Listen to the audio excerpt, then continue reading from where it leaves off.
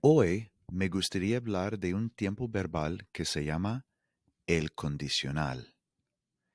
El condicional es equivalente en inglés would. Something would happen. ¿Trabajarías en España? Sí, lo haría. I would work in Spain. Podemos ver que en inglés el condicional requiere dos palabras, un verbo auxiliar y el verbo principal. En cambio, en español, la conjugación consiste en una sola palabra. Aquí tengo algunos ejemplos. Yo no me pondría ese vestido. En inglés, would wear, would not wear. ¿Vivirían ustedes en otro país? Would you live in another country? Aquí podemos ver que en inglés dos palabras y en español una palabra. Aquí tengo una lista de las conjugaciones de unos verbos regulares, los verbos que terminen en AR, ER e IR, como visitar, visitaría, visitarías, etcétera, etcétera. Comería, comerías, comería, etcétera, etcétera. Aplaudiría, aplaudirías, etcétera, etcétera. Comería en ese restaurante, pero no me gusta la comida picante. Es importante mencionar que en cada una de las conjugaciones requiere un acento escrito. La letra I, visitaría, comería, en todas las conjugaciones hace falta escribir el acento escrito, el acento ortográfico. Tenemos también algunos verbos que se consideran como verbos irregulares. Si podemos fijarnos, la raíz cambia. Por ejemplo, decir, to say, decir. Yo no podría decir, deciría. O hacer, hacería.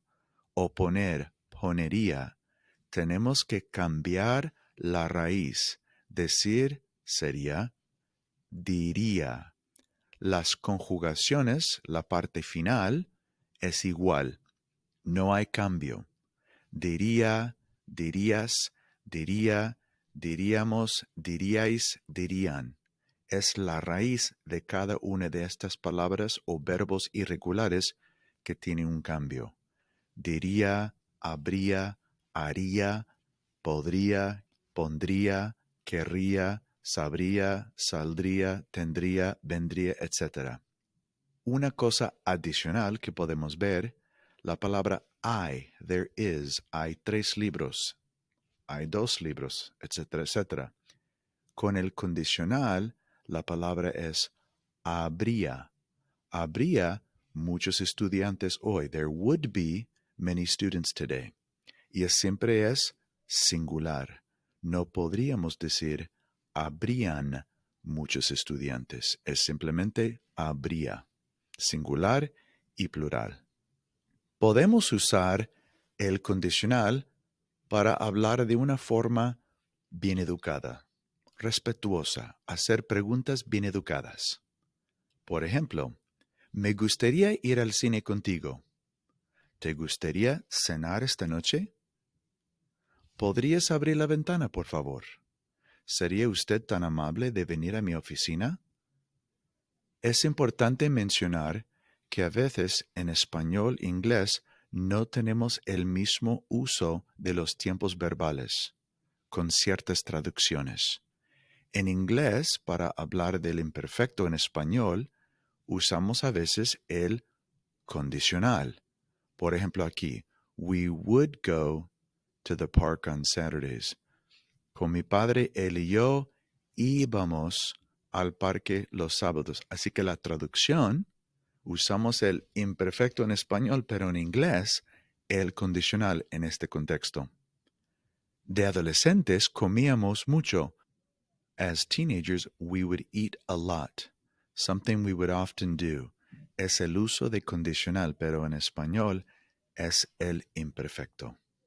Me gustaría compartir con ustedes algunas traducciones curiosas y el uso de imperfecto junto con el condicional. Por ejemplo, aquí tenemos creía que hoy haría sol. I thought it would be sunny today. Aquí tenemos otra traducción interesante. Usamos el condicional para expresar probabilidad.